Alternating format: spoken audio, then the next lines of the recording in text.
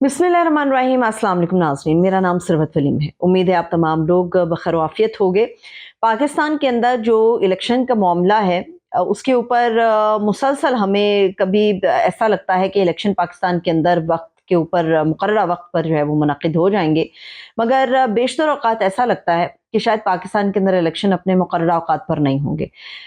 लेकिन अब इसके ऊपर जो बादल थे वो छटना शुरू हो गए हैं, क्योंकि उसकी सबसे बड़ी वजह ये है कि अमेरिका बहादुर जो है वो पाकिस्तान के इलेक्शन के मामलात को बड़ा गौर से देख रहा है, बड़ा बारीक बीनी से देख रहा है। और अमेरिका की जो नायब वज़ीर ख़ारजा हैं विक्टोरिया नोलैंड, उन्होंने वज़ीर ख़ारजा जलील अब्बास जिलानी साहब को टेलीफ़ोन किया है।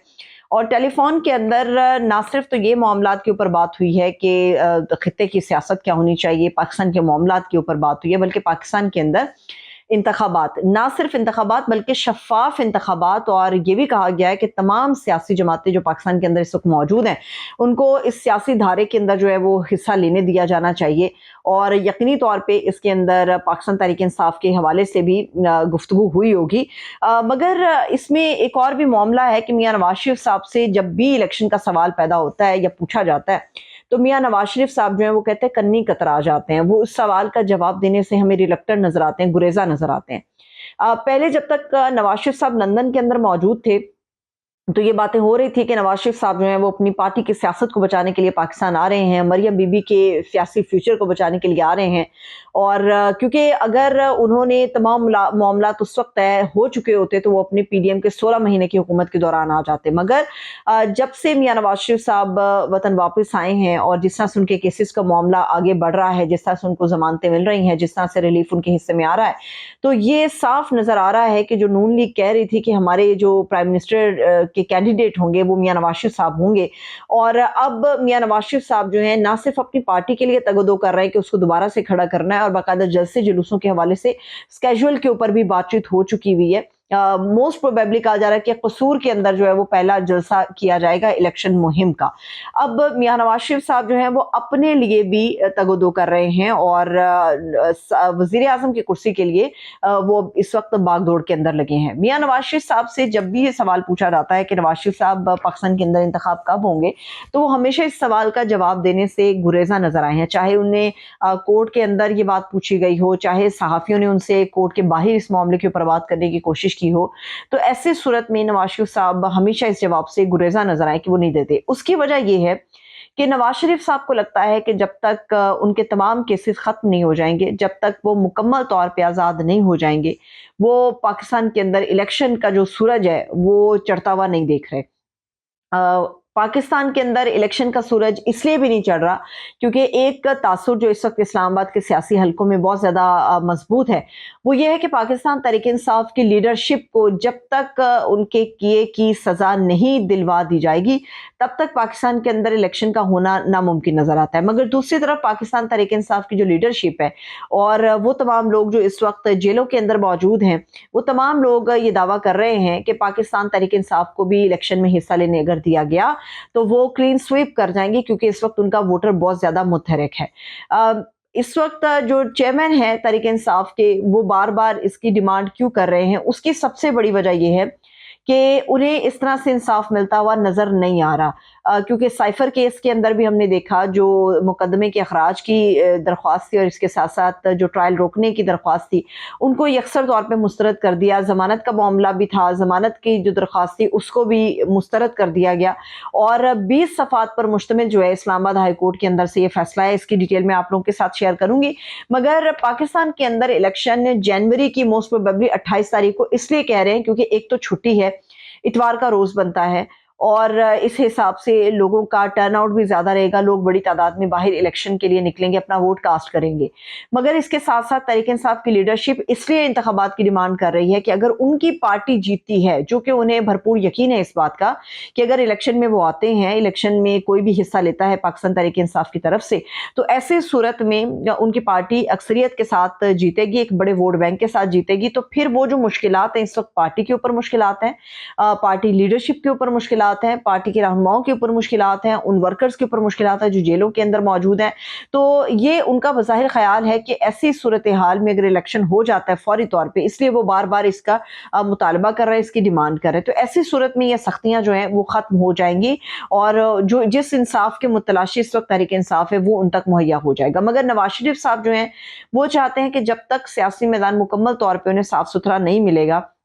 तब तक पाकिस्तान के अंदर जो इलेक्शन है वो नहीं होना चाहिए। और इसीलिए जब भी उनसे सवाल होता है, तो आज जब उनसे सवाल हुआ, आज और कल सवाल हुआ, तो मियां नवाज शरीफ साहब ने ये साफ कहा पहले कि जो अदालत के मामलात हैं उनको ज़रा हल हो लेने दीजिए, उनसे हम ज़रा फारिग हो जाए, फिर इलेक्शन के ऊपर बात करते हैं। तो जनवरी या फरवरी के अंदर पाकिस्तान के अंदर इलेक्शन हो जाएगा और बार बार इसकी यकीन दहानी कराई जा रही है। हाँ, ये मुमकिन है कि जनवरी के अंदर इलेक्शन ना हो, मगर फरवरी में होना इसलिए भी ज़रूरी है क्योंकि मार्च के अंदर सेनेट के जो इंतखाबात हैं, सेनेट का जो इलेक्शन है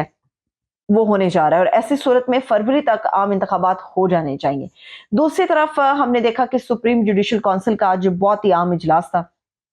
और इस इजलास में शोकास नोटिस जारी किया गया है जस्टिस मुज़ाहिर अली नकवी साहब को और 10 नवंबर तक उनसे जवाब तलब किया गया है। मुज़ाहिर अली नकवी साहब की एक मुबैना तौर पे ऑडियो सामने आई थी और कुछ उनके आमदन से ज़ायद असासों के भी मामलात हैं जिसकी वजह से उन्हें ये नोटिस जारी किया गया है। 10 नवंबर तक वो अपना जवाब जो है वो सबूतों के साथ जस्टिस फाजी ईसा साहब और सुप्रीम जुडिशल काउंसिल के सामने रखेंगे। मगर दूसरी तरफ जो साइफर केस है उसमें चेयरमैन पीटीआई जो मैंने आपको बताया कि उनकी तफसीली फैसला जारी हुआ है उनकी तरफ से जमानत मुस्तरद होने के हवाले से। और इसके जो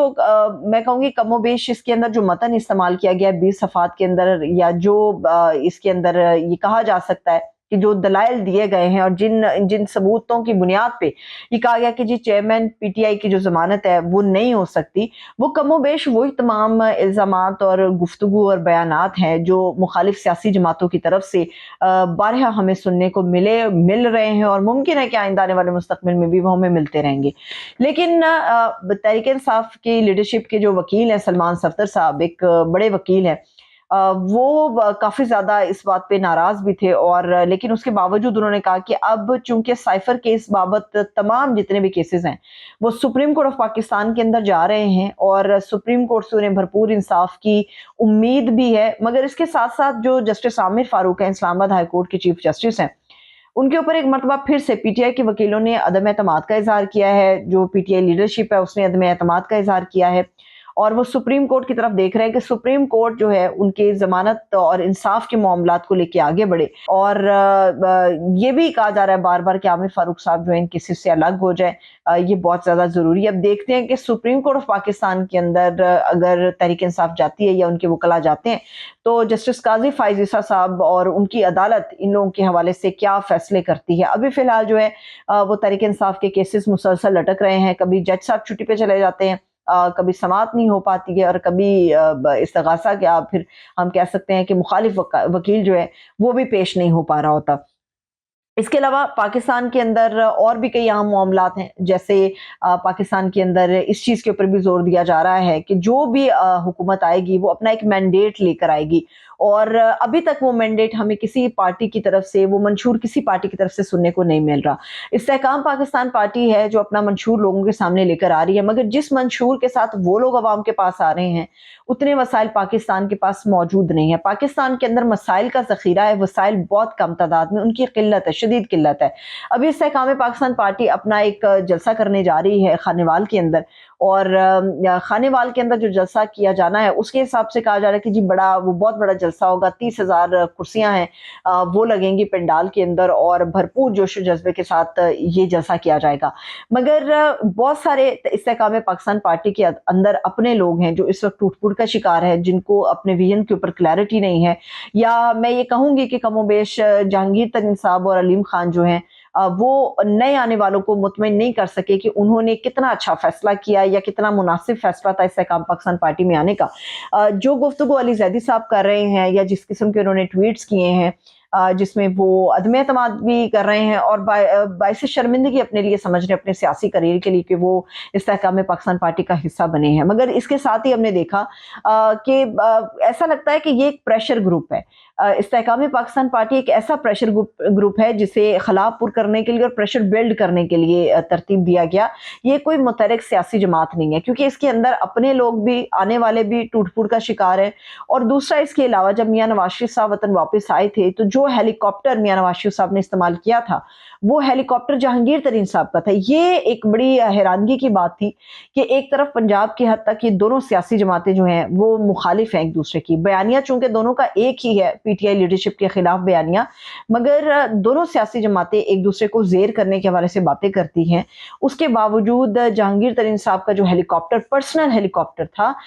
وہ میاں نواز شریف صاحب کو پرووائڈ کیا گیا. جب فردوس عاشق امان صاحبہ جو کہ استحکام پاکستان پارٹی کی ایک سینئر لیڈر ہیں, ان سے ہماری بات ہوئی تو فردوس صاحبہ نے کہا کہ وہ کمرشل پرپزز کے لیے جو ہے مختلف کمپنیز کے پاس یہ جہانگیر ترین صاحب کا ہیلی کاپٹر رہتا ہے. مگر وہ اس سوال کا جواب دینے سے تھوڑی گھبرا گئی جب ان سے سوال ہوا کہ جہانگیر ترین صاحب کے ہیلی کاپٹر میں جب نواز شریف صاحب کمرشل پرپز کے تحت وہ آئے تھے وہ کسی کمپنی کے ذریعے, تو ایسی صورت میں اون چودھری صاحب جو گوڈے گٹوں کو ہاتھ لگا رہے تھے میاں نواز شریف صاحب کے, وہ بڑا عجیب تھا. تو کیا اون چودھری صاحب بھی جو ہے وہ اس جہاز کو لے کے, اس ہیلی کاپٹر کو لے کے کمرشل پرپزز کے لیے نکلتے ہیں؟ تو ایسی صورت میں اس وقت اون چودھری کو ایک شوکاز نوٹس پارٹی کی طرف سے جاری کیا گیا ہے. اب پتہ نہیں کہ اس کا کیا حصہ نکلے گا یا کیا اس کی کہانی نکلے گی, لیکن ایسا لگتا ہے کہ ایک مخلوط حکومت پنجاب کے اندر ترتیب پائے گی جس میں مسلم لیگ نون کے پاس ممکن